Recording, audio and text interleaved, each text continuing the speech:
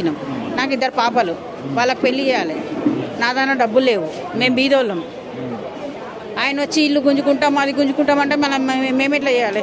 మా పిల్లల పెళ్లిళ్ళు ఆయన చేయమని కట్నం ఇచ్చి మళ్ళీ చేస్తే నేను ఇల్లు ఇచ్చేస్తాము.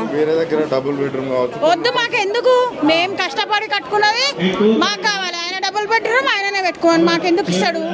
మేమేమైనా బిచ్చం అడుగుతున్నామా? ఆయనను అడుగుతున్నామా? అడుగుతలేం కదా. ఆయన ఎందుకు ఇస్తాడు? డెవలప్మెంట్ చేయొద్దు, ఆయన మమ్మల్ని బొందబెట్టొద్దు,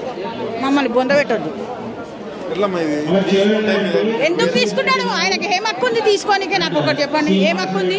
వేరే దగ్గర ఆయనకు నిజంగా మా మీద మా తోడు కొట్లాడేది మాట్లాడేది అంటే డైరెక్ట్ రమ్మనండి, మా ముంగట కూర్చొని మాట్లాడమనండి. ధైర్యం లేదు ఆయనకు. మేము ఆయనను ఎంచుకున్నాం ఎందుకు? ఓట్లేసి ఎందుకు ఎంచుకున్నాం? మా వచ్చి ఇల్లు కూడా కొట్టమనా?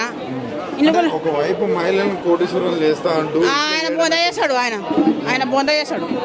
ఆయన కోటీశ్వరులను చేయడు, వంకాయ చేయడు, యావి చేయడు. ఆయన మా అందరు నెత్తి మీద డప్పాలు కొట్టి భూములన్నీ గుంజుకొని మళ్ళీ ఆయన ఏం చేసుకుంటాడు?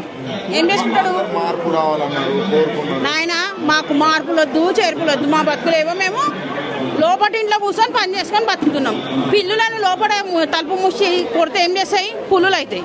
నువ్వు పిల్లులను లేపి పుల్లులను చేస్తున్నావు. ఆడోళ్ళను ఆడోళ్ళు పుల్లులు అయితే ఏమవుతారు? కాళీ మాతలు అవుతారు. తర్వాత రోడ్డు మీద ఉంటాం, ఆయన ఇంటి ముంగట గుడి చేసుకొని కూర్చుంటాం. వేరే దగ్గర ఏం లేవు మాతాన, ఏం లేవు. మా గవర్నమెంట్ నౌకర్ లేదు, ఏం లేదు. ఓ చిన్న నౌకర్ చేస్తా 10,000 వస్తాయి, నోరు మూసుకొని మా ఇళ్ళలో మేము పడుతున్నాము. మళ్ళీ అది కూడా తీసేసుకుంటే మళ్ళీ ఎవడిస్తాడు?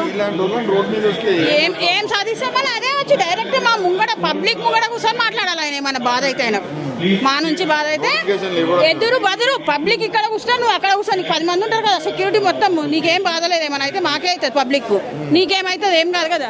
రా వచ్చి పబ్లిక్ లో కూర్చొని మాట్లాడాలి, ఏదైనా మాట్లాడేది ఉంటే. లేకపోతే మాట్లాడద్దు. ఆయన ఎందుకు మాట్లాడతాడు? మా ఇల్లు ఎందుకు గురపడతాడో అడుగుతాము.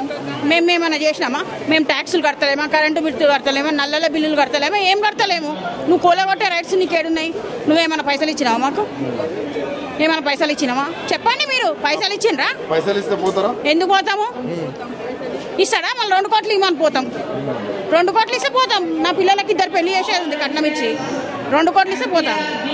అన్ని ఇళ్ళకి 2 కోట్లు ఇవ్వాలి, నాకు ఒక్కదానికి కాదు. మేమంతా ఒక్కొక్క ఇల్లు అన్ని కలిపి ఒక్క ఇల్లు, అన్ని ఇళ్ళకి 2 కోట్లు ఇస్తే పోతాం.